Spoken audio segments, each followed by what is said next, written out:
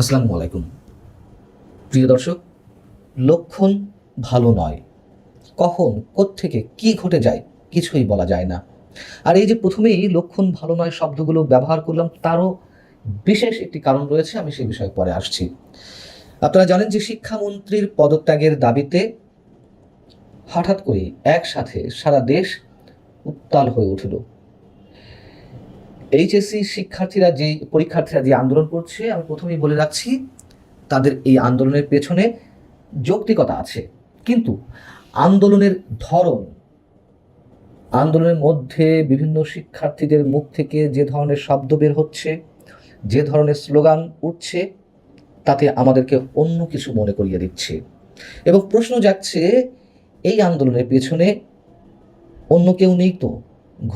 ঘোলা পানিতে আবার নতুন করে কেউ মাছ শিকারের চেষ্টা করছে কিনা, সেটিও আমাদের বিবেচনায় নেওয়া দরকার। টানা বৃষ্টি এবং জলাবদ্ধতার মধ্যেও এইচএসসি এবং সমমানের পরীক্ষা নেওয়ার সিদ্ধান্তের প্রতিবাদে পরীক্ষার্থীরা আন্দোলনে নামলো। মঙ্গলবার রাজধানী সহ সারা দেশে বিক্ষোভ প্রদর্শন করা হয়েছে, সারা দেশের বিভিন্ন মহাসড়কে অবরোধ করে রাখা হয়েছে, সমাবেশ হয়েছে, জাতীয় সংসদ ভবনের সামনে অবস্থানরত শিক্ষার্থীদেরকে লাঠিচার্জও করতে হয়েছে সরিয়ে দেওয়ার জন্য। চট্টগ্রাম বিশ্ববিদ্যালয়ের লোহার গেট খুলে নেওয়া হয়েছে। আমি আবারও বলি, শিক্ষার্থীদের যে দাবি, সেই দাবি বা আন্দোলনের কোনো কোনো বিষয়ে অবশ্যই যৌক্তিকতা রয়েছে, কিন্তু যা যা উল্লেখ করলাম এর সব কিছুই কি যৌক্তিকতার মধ্যে পড়ে? আরও বলছি, সেই সমাবেশগুলো থেকে বা বিক্ষুব্ধ শিক্ষার্থীদের মুখ থেকে উচ্চারিত হলো, তুমি কে আমি কে, মুরগি ফার্মের মুরগি ফার্মে মুরগি। এটি আপনারা জানেন যে গত রাতে শিক্ষামন্ত্রী হোয়াটসঅ্যাপে একজন অভিভাবকের সাথে কথা বলার সময় তিনি প্রসঙ্গক্রমে বলেন যে ওরা তো ফার্মের মুরগি, বৃষ্টি লাগলেই, সামান্য বৃষ্টি মাথায় পড়লেই জ্বরে পড়ে থাকে 3 দিন। এবং সেখান থেকেই তুমি কে আমি কে, ফার্মের মুরগি, ওই ভিডিওটা, ওই কথোপকথনের ভিডিওটা ভাইরাল হয়ে যাওয়াতে এই স্লোগানগুলো উচ্চারণ করে। তাতেও সমস্যা নেই। এবং সেখান থেকে আরও স্লোগান উঠল, দফা 1 দাবি 1 শিক্ষামন্ত্রীর পদত্যাগ, আপোষ না সংগ্রাম, সংগ্রাম সংগ্রাম। এই যে নানান ধরনের স্লোগান, তুমি কে আমি কে, রাজাকার রাজাকার, আরও যেসব স্লোগান উচ্চারণ করেছে, এইগুলোর সঙ্গে আমরা পুরনো অনেক কিছু মিল খুঁজে পাচ্ছি এবং ভয়টা সেখানেই। 24-এর কোটা বিরোধী আন্দোলন থেকেও এ ধরনের অনেক স্লোগান উচ্চারিত হয়েছিল, মুক্তিযুদ্ধের স্লোগান উচ্চারণ করা হয়েছিল, বঙ্গবন্ধুর নামে স্লোগান দেওয়া হয়েছিল। এবং এই যে আন্দোলনটি শিক্ষামন্ত্রীর পদত্যাগের দাবিতে, সেই আন্দোলন থেকেও জয় বাংলা জয় বঙ্গবন্ধু স্লোগান দেওয়া হচ্ছে। শেখ হাসিনা আসবে, বাংলাদেশ হাসবে। কেউ কেউ বলছেন আমরা শেখ হাসিনাকে তাড়িয়ে ভুল করেছি, তাকে আবার ফিরিয়ে আনব। তাহলে বিষয়টা কি?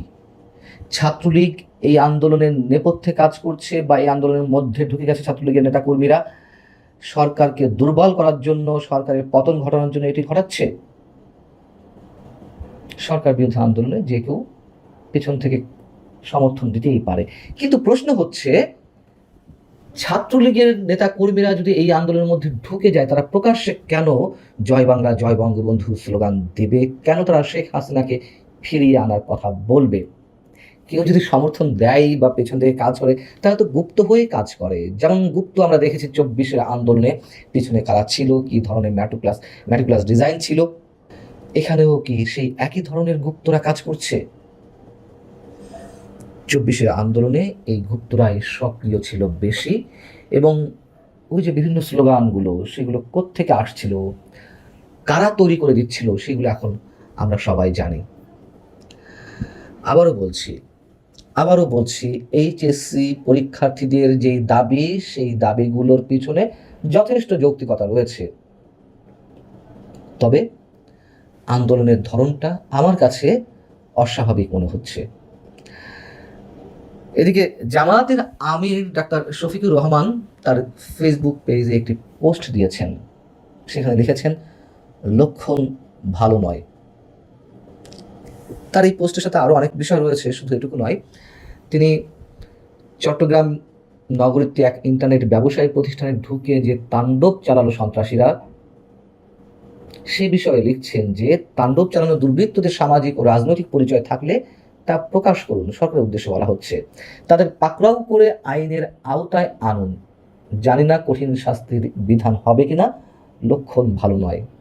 এই ঘটনার সঙ্গে এই যে লক্ষণ ভালো নয়, এই যে 3-4টি শব্দ, এটি উচ্চারণ করার কি কারণ?